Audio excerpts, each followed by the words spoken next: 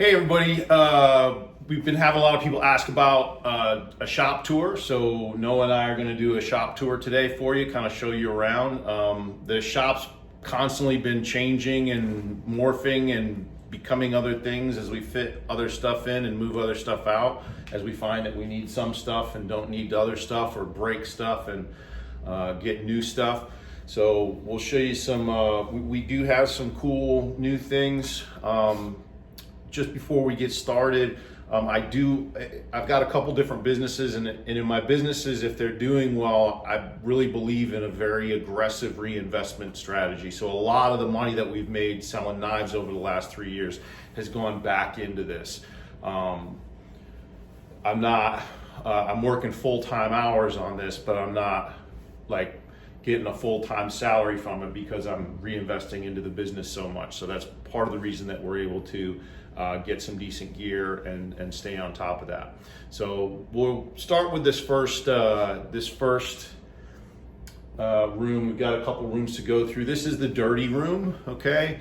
And we have a nice roll-up. We've got 2/3 of a roll-up door here that works really well for getting in big pieces of gear or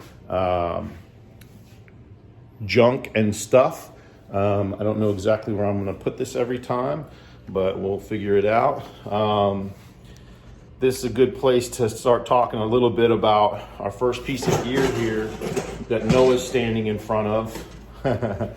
We just picked up a new blast cabinet, so we're wiring up. It's a pressure pot, so it's a direct pressure, which is pretty nice. Noah, you want to tell everybody? Yeah, you want to tell everybody about how long it took to do everything in the old one? So with our, we would just spend 7 or 8 hours a day blasting stuff because we blast and paint most of our knives.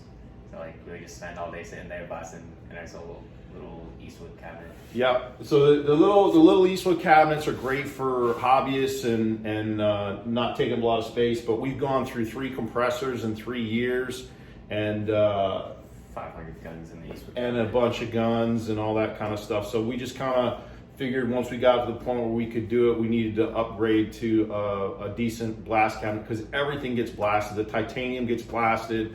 Unless we're doing a satin finish on something, everything gets blasted, whether it's for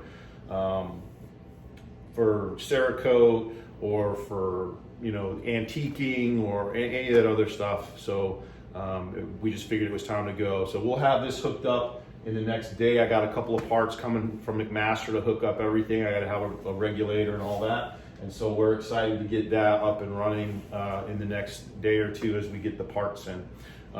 Like I said, this is the dirty room, but hopefully that'll keep more of the stuff. And the other thing that we had to do when we would blast is what? We'd have to pop the garage door and take it outside because the cabinet leaked so bad. Yeah. So on the really cold days and the really hot days, it was kind of not real fun blasting outside, but that's what we did. We did what we had to do to get to where we could do that. Over here also is it doesn't look like much because it's a little bit, but it's basically just our airbrush Cerakote area. You'll notice we use the oven for curing up on its side so we can hang everything in it, and it works that way. So that's not super exciting. Eventually, that's one of the things that I'd like to get to where is a little better. So we could actually have a small booth that would vent the air, because now we just got to wear a mask, and again we throw up the overhead so that we can get some air circulation. And we've got this big floor fan that we use to kind of blow everything out. So not super great, but with a respirator and the fan, it clears it out pretty good. But again, on cold days, on hot days, not so stellar. As we move around, basically we do a lot of cutting. We do a lot of cutting in this room. So we've got a small steel saw. The saws we use for different things, right? So this little one we use for basically cutting stock and trimming stock in a lot of sizes.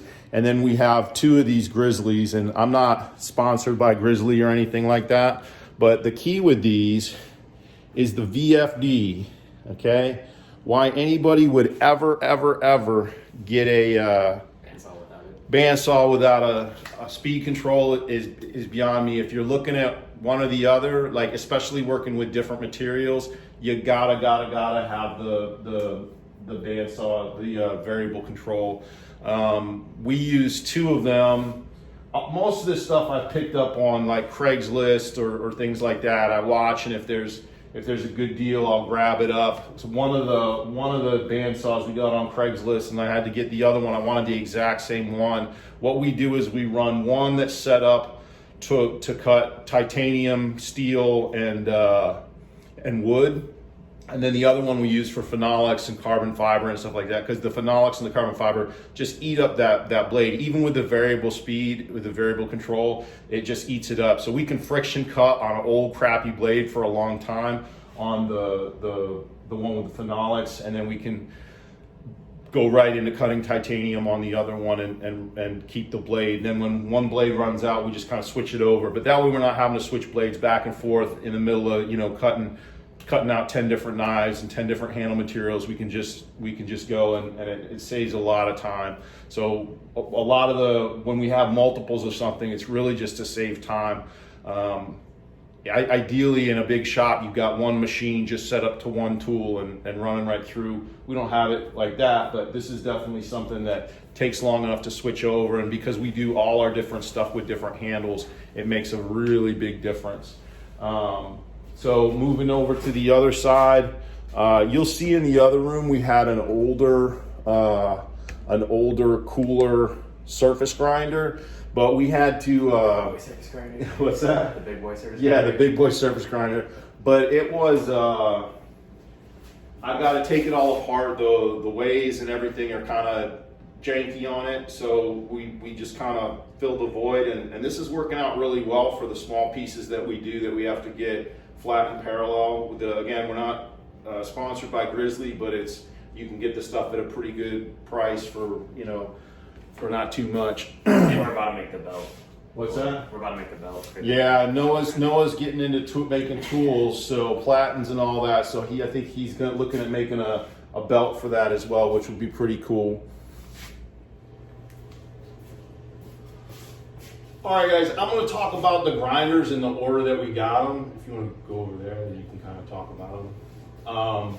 This is the original that I got on Craigslist. It had of course I got belts all over it, but it's I saw on Craigslist there was a factory closing and they were advertising this as a 2x72 Burr King, and so I went and got it, and it was on the back of a truck. It was freezing cold. It was just on the border of West Virginia, and it was like 20 below that day. So I hurriedly gave the guy the money and grabbed the grinder and threw it in my truck. And then when I got home and I tried to put a 2x72 belt on it, it did not work because it was a 2.5x60. So I was working with a 2.5x60 for about a year and a half before I got together the money to buy an actual 2.5 or a 2x72. But it worked. It got me going, and now it's our hogger, and it's a beast. We usually just have like either 40 to 60 grit on it, and we can do a lot of profiling and hogging with it. And it works really well. I don't know if you can see, but we got a little vacuum set up to all of these, so it doesn't get all of it, but it gets some of it and keeps it out of the air a little bit. Like I said, it was about a year and a half after when I was able to get this. RPI. No. RPI. Oh, it's no. What's it say on the bottom? Reader, right? Yeah, Reader. So it's a Reader grinder. I got it from them. Nice guys, father and son. They make them. It was a good price. Had lots of options, and then I've got platens and wheels, 8-inch wheels, 10-inch wheel, 12-inch wheel. I'd like to get a 20-inch wheel for like really high grinds on the 2-inch wheel fullers. Yeah. Noah's working on some secret projects, doing some fullers and some cool Tonto stuff, so that'll be coming out. But again, the VFD, you gotta have the VFD. Noah bought how long ago was I that? got a- Like 5 years ago or Yeah. something? I got a 2x72, and it's just like 1 speed, and it's 3 horsepower, but it's like you can't grind anything after you heat treat it because you just overheat it. Yeah, so he likes grinding on these a little bit better. I told him we can get a VFD for that. You can always upgrade it and get a VFD. But man, They're it's like so $900 just for the VD. yeah. If you're looking at getting a grinder and thinking about not getting a VFD on it, I mean, Just save up and get it. yeah, save your money, save your pennies. You know, drive Uber, eat at home, do something because the VFD is critical. I mean, we usually only run this between 20 and 60%, so we don't ever even really grind it 100% on as it would be all the way open. So save your money and definitely get the VFD. You don't need a 3 horsepower, but you definitely need the VFD. So if you got to give up horsepower for variable control, then that's the way to do it. Our other grinder is the AMK horizontal, and this thing is awesome. It's real nice because you got the flat, you got the small wheel, the large wheel. Good piece of gear. They make really good products there, and they stand behind them. Anything that we've ever had an issue with theirs, I've got an old disc grinder from them as well. Works really well. If the only reason I don't have their vertical is because it's tougher. They got that whole. It's cool because you got the 12-inch wheel and the platen on it, and you can switch it. But we do a lot of stuff with like 8-inch wheels, and we were already set up for the 1.5-inch bar for changing everything up. So that just gives us a little more modularity, and that's why we went with that. But the AMKs are real nice. And the readers the same way. They've helped us out. Any questions that we've had. Again, not sponsored by them or anything, but definitely good people, good products. What's that? So it's too bad we're not. Yeah, maybe someday. But like I said, all good gear. Burger King, we haven't had this thing's a Haas, so we haven't had to call anybody. And there was no maintenance issues with these. Just help wiring them up, or hey, can we do this for an accessory? Or I screwed up a part on it, and they sent me the new part. Even though it was my fault, they just sent it and replaced it. So really good people to work with. And then Noah's standing in front of our shop vac. We kind of run everything through that to help get everything out. And then we're lucky to have a nice window here, and then it lets in a lot of light. It also gets hot. It's a little bit warm to grind here in the afternoon, but it's nice with the light coming in. You can see, so you just strip down to the waist and get. No, I'm just totally joking. We always grind with our pants on, as long as Noah's here. So there we go. Let me get this turned around, and we'll talk about our drilling, manual milling section. All right, just like everything else, as we're able to pick stuff off of Craigslist and eBay, the less we have to change the tools, the better. We've got a few tools that we use all the time. So this was the first manual mill that I got, and it's worked out really well for us. It's been a real workhorse. We've been able to make a lot of fixed blades on it and prototype a lot of folders and things like that. When we do frag and pineapple and the early frag and pineapple stuff we did on that for sure, which was cool. It was a lot of work, but we figured out how to do it and figured out all of our measurements and stuff like that. When I'm putting together folders, that takes enough time, so I don't want to be changing out a bunch of stuff. So generally, since I'm always building folders, there's always folders on my plate being built.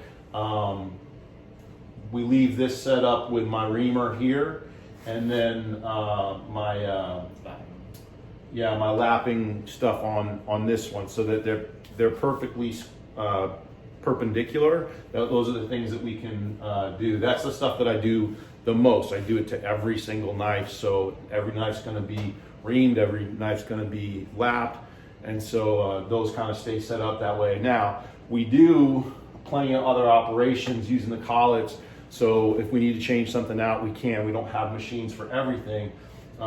This is nice too, having this one here, because we can set it up with a chamfer or something like that, so that I can ream and chamfer, and I can just run right down and hit all the things that I need to hit. And then you'll see in the other room where Noah does the kydex that he's got a couple drills there because we use them for different things, and not having to change those bits out all the time for every single piece that you're doing saves a ton of time. So getting on Craigslist and getting an extra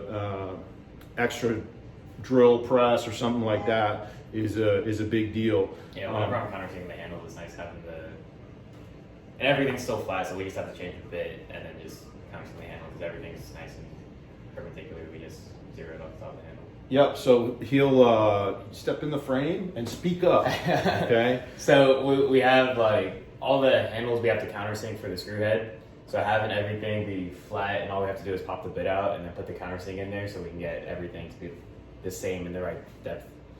It's convenient. So that's a big, yeah. And then this isn't really in the flow. I just didn't have anywhere else to put it. It's just my arbor press. I think it's like a 2-ton or something like that. We use that to bend clips and bend titanium and things like that. Yeah, when we go to flatten all the folder parts, we use this to, like, we'll throw it on the disc grinder and then we'll see if there's any high spots, and we can use it to flatten out a little bit before we have to grind everything. Yeah, so that gets used in a couple different ways. We kind of built our own little pieces to help flatten out titanium, and then we've got the dies for the clips and things like that. So I think we're ready to move into the other room. So this is like I said, the dirty room where we've got all the sawing and drilling and milling and grinding, and then we will head into the other room. This is the cleaner room. It's not, I don't know that I'd call it a clean room, but it's cleanish, cleaner. All right, let me situate this. Okay, guys, I'm just gonna hold this to show you this piece because it's a really cool piece. It's a pantograph, and it's an old one. It's a Coolman, and I don't use it now that I've got my CNC mill, but I definitely want to get back into it. It's old school cool, and you know, if you haven't seen pantographs before, there's a lot of people with them, but you have two. They use them for engraving and making molds, but you put stuff on one table and trace, and it cuts out with the cutter head on the other one. And you can do it in all these arms. You adjust them so that you can get a 1-to-1, a 2-to-1, a 3-to-1, a 4-to-1. So you can be tracing a much larger piece, and it cuts out a much smaller piece. So it makes it for pretty cool. So hopefully we'll get that set up again one day and get that running back up, because it is definitely a cool piece and a cool way to do some small one-off pieces that you don't want to have a whole CNC setup for. Also, it's great for materials that might not do so well in the CNC machine. You can really control, because there's so much you're doing it with your hands. It's a really cool piece. A lot of people use them to cut out like their shields and stuff on their scales and all that. So it'll be neat when we get back into that. There's just only so many hours in the day. Okay, guys, so this is our disc grinder, and right now this is the most expensive involved stand for holding pieces of titanium and sandpaper for your disc grinder.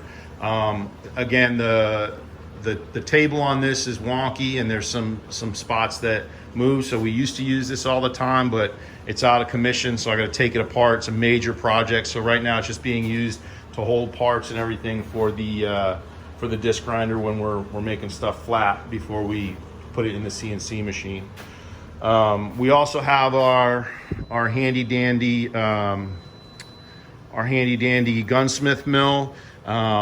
Eventually, I would like to get rid of this and put in a small CNC mill, CNC lathe, but it is what it is. It's what we've got. And so we've actually haven't done a lot of stuff with knife on this. We've done a couple of rifles and barrel and threading stuff like that. But other than that, we haven't done a whole lot of work on knife parts for that. So that's what's going on there.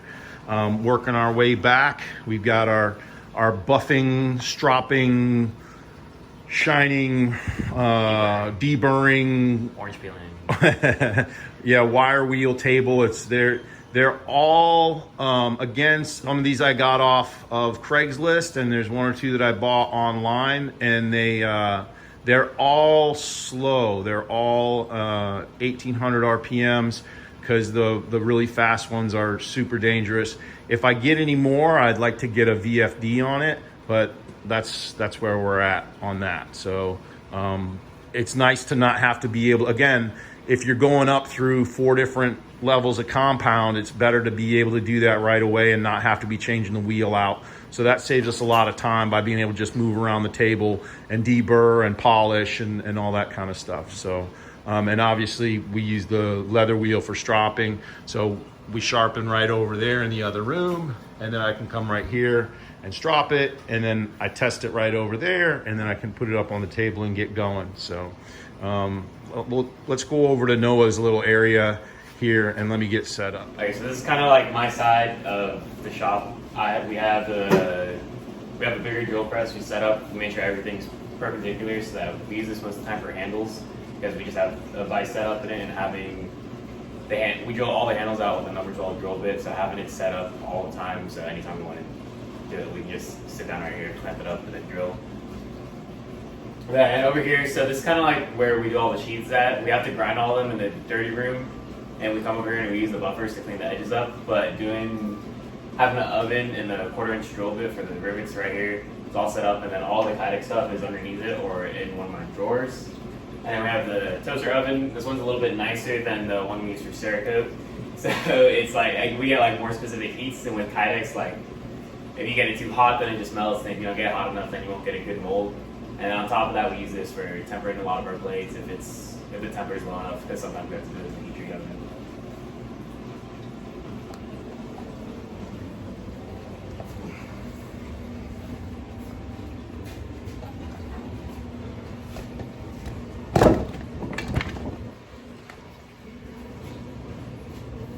And then I just got my work table. This is like, I pretty much do like all the finishing work right here, but we do everything from taking blanks, make sure figuring out what we're going to do on them, what kind of grinds, and we'll grab all the center lines and plan everything out right here. And all the finishing, like for the fixed blades, goes over here. We do right here because we have all the hardware and all the setup. We can put everything together. Cool. Now let's move over to my side. All right, guys, this is where all of the scribing, setting up our stuff for heat treat, all of our wrapping stuff for heat treat, unwrapping stuff for heat treat. I also have a little hardness tester here, so we can check the Rockwell hardness when we take it out of the wrapper and make sure that we're where we need to be. This is kind of like it works out really well to have areas where we just do certain things. I'm not going to say this area doesn't get cluttered, but it's usually stuff that I can put other places really quickly, and then I can pull out my stainless steel and put all the stuff that I need to, the wrap, and put everything that I need in for heat treat. So that's pretty much everything that goes on here. This is kind of like my main, all my tools and stuff are under here as well, all my little pieces, parts, and everything that I need in drawers. So then what we'll do is we'll turn around as we move up the shop. So what we're working into is kind of more and more finer detail, more and more finer work. So once all the pieces are cut out, like basically we get stuff from water jet, and as the stuff's cut out from water jet, we put it over here. Or we put it in the drawer, like all the fixed blade blanks go there. Yeah, so yeah, all the fixed blade stuff goes in a different place, but we've got trainers. It's basically, this is the stuff that I've got to work on, and we put it. I had to find stuff that it didn't matter if it went under all the belts, because the belts kind of drop grit and everything like that. So we've got our rough materials, all of our G10 and stuff like that underneath, and then some stray pieces of steel and stuff like that when we're doing one-offs or prototyping or cutting out stuff like that. So all of those kind of stuff that I need to work on that is either machined or not machined, but before it goes together and before we do any finish work, it's over here. Then all the heat treat stuff comes from the heat treat table that I just showed you, and then comes over here to our, this is kind of like my finishing area here. So I got some lights on here so I can see what I'm doing.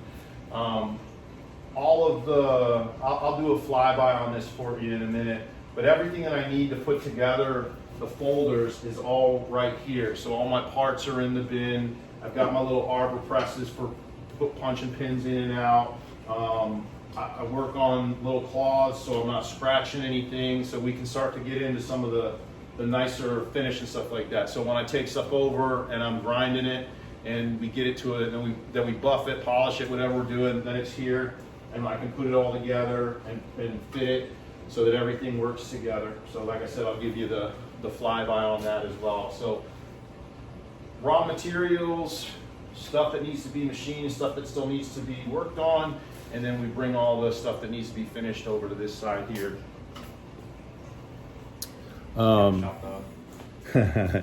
So here's the flyby, super exciting stuff. I try to keep everything in order, you know, like in what order that I use it, the stuff that I use the most. No, I'm not shooting up. Those are everybody when they see it, they're like, oh my gosh, but it's just easier to get the oil and the silicone places that it needs to be with those. I can put it right where it needs to be. And then I can also, I've got my carbonizer set up down here so I can do that all at the same time. So tunes, lights, water, key rack, all that set up awesome. And then what we do is then that comes all the stuff that I'm, whoa.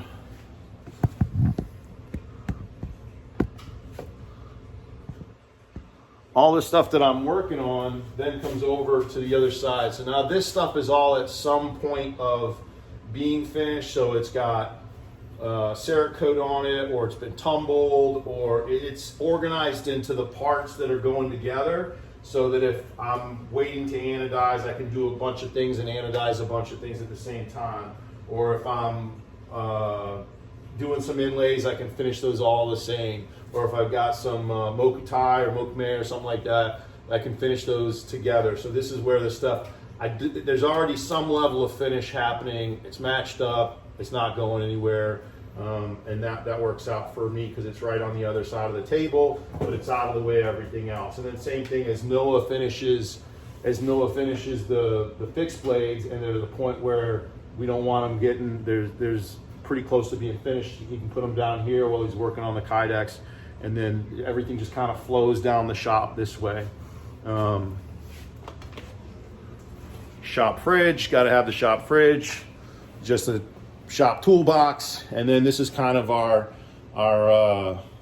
pack and ship area with some small pieces of material. All the other big pieces were over on the other side. It's not super organized, but it is what it is. We gotta you know, do our thing and get stuff done. This is super exciting.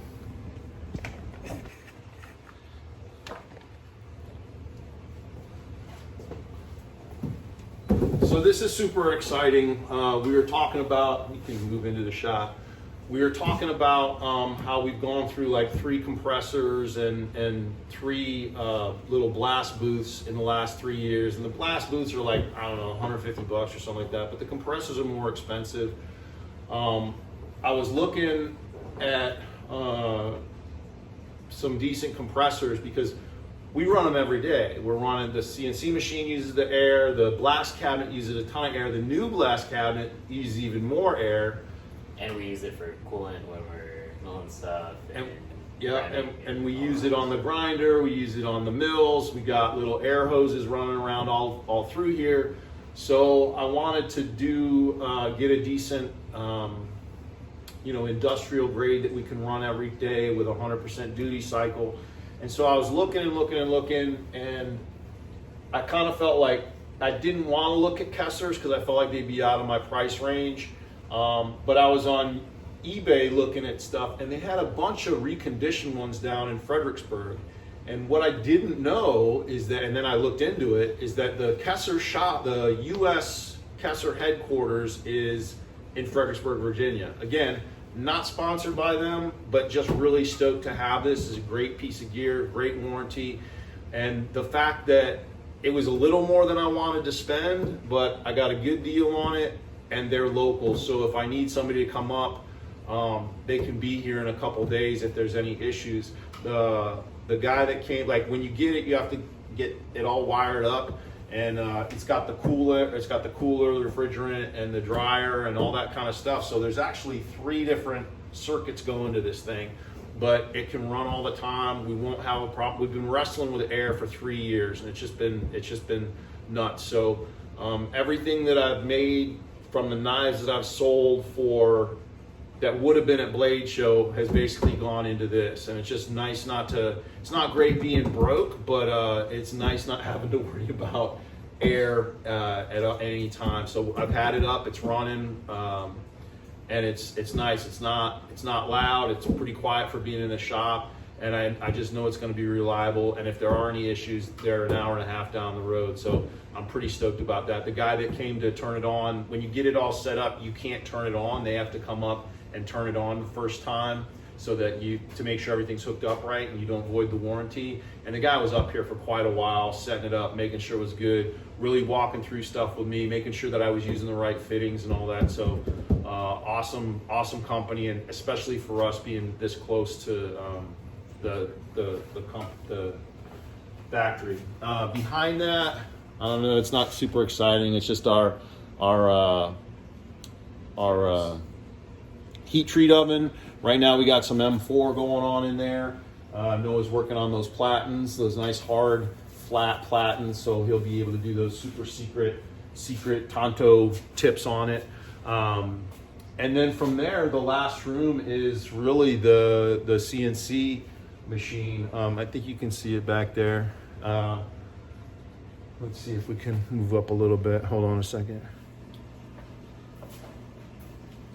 All right, guys, so the last room that we have is basically my little lair. We built this room, we punched through the wall and took over a little bit of space over here, built it specifically for the mini mill.